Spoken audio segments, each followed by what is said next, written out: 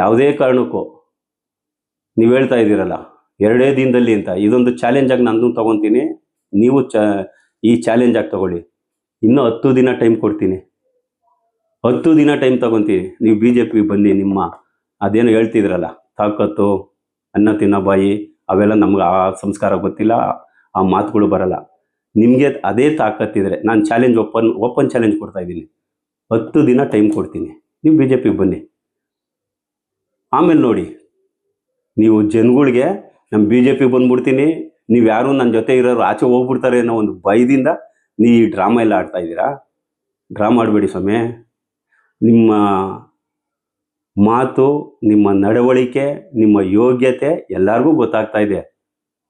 ನೀವು ಹೇಳ್ದಂಗೆ, ನಿಮ್ಮ ಮಾತು ಹೇಳ್ದಂಗೆ ನಡ್ಕೊಳೋಂಥ ಜನರಿದ್ರೆ ಮಾತ್ರ ನೀವು ಅವ್ರಿಗೆ ಯಾವುದೇ ರೀತಿ ತೊಂದರೆ ಕೊಡಲ್ಲ.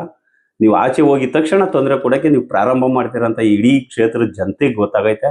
ಅದು ಕೆಲವೇ ದಿನದಲ್ಲಿ ಅದು ನಿಮಗೆ ತಿರುಗುಬಾಣ ಆಗೋಂಥ ಪರಿಸ್ಥಿತಿ ಆಗ್ತದೆ.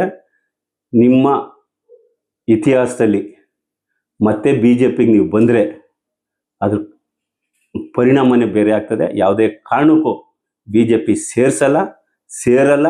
ನೀವು ಬರೋಕ್ಕೆ, ಆ ಬರೋಂಥ ಯೋಗ್ಯತೆ ನೀವು ಉಳಿಸ್ಕೊಂಡಿಲ್ಲ, ಆ ಗೌರವವನ್ನು ನೀವು ಉಳಿಸ್ಕೊಂಡಿಲ್ಲ.